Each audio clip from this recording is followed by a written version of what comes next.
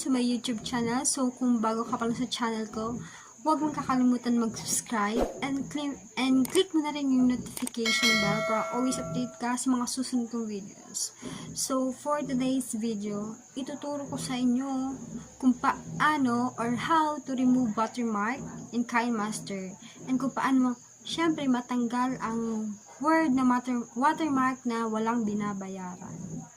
So, bilang nag-start pa lang ako sa YouTube, syempre, wala pa akong pambayad. So, nag-search ako ng apps sa Play Store kung ano yung pwedeng papaalis sa watermark. So, nag-search ako. So, yun nga guys, yung apps na ginamit ko is yung video eraser. Yan yung search ko, yan yung nakuha ko sa Play Store kasi yung search ko is watermark remover or video eraser. So, yung apps na yan is wala kang babayaran, libre lang naman siya. So, ituturo ko rin sa inyo kung paano gamitin yung app. So, kung interesado ka, just keep on watching. So, punta na tayo sa screen. Let's go!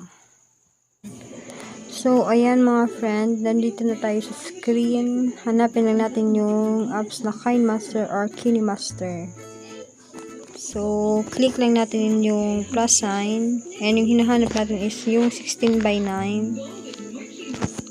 So, hanap tayo ng video na isa-sample ko.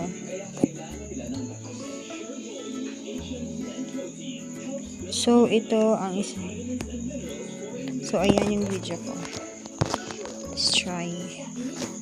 So, sa nakikita nyo guys, sa taas, may nakalagay talaga siya na watermark, which is KineMaster or Kinemaster. So, export na natin siya. Okay, skip. Let's wait. And kung wala sa yung word na patience, mag-skip ka na lang, friend. Hindi naman masama ang maghintay, diba?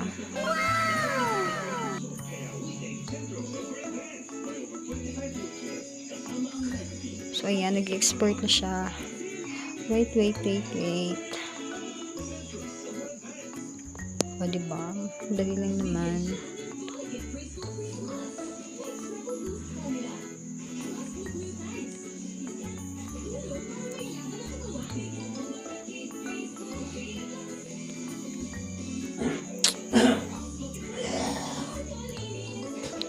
Sorry guys, sa maingay na TV. So, ayan. Hanap natin siya sa gallery. So, ayan. Nandito siya guys.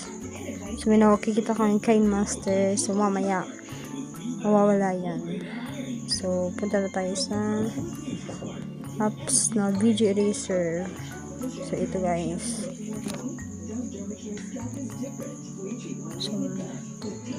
So, dito tayo sa baba, yung orange, yung remove watermark from video. So, click natin siya. So, kunin natin tong video, in-edit natin. So, hi guys! Welcome to my YouTube channel. So, ito guys, na nakikita yung blue square. Yan yung pampatanggal ng watermark. So, dali natin siya dito. Sa right side. Ulitin lang natin siya. So, i-done lang natin siya. So, ayan. Maghihintay na naman tayo. Let's wait.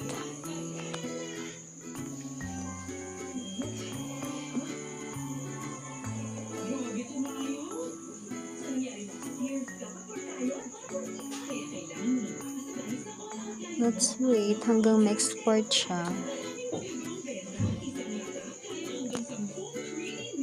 Dali lang naman siya. Diba? So, ano pa mga friend? Download yun na sa Play Store yung video eraser. Wala naman siyang bayad. So, Sa apps na to, madali lang naman siya gawin. So, hi guys! So, ayan, nakikita nyo, wala na siya. Wala na siya, diba? Wala na yung word na Kinemaster. Naging blur na siya. Pero okay na yun, at least nawala na siya. So, save na natin siya. Save to phone album. So, ayan, nakasave na siya. Tignan natin sa gallery.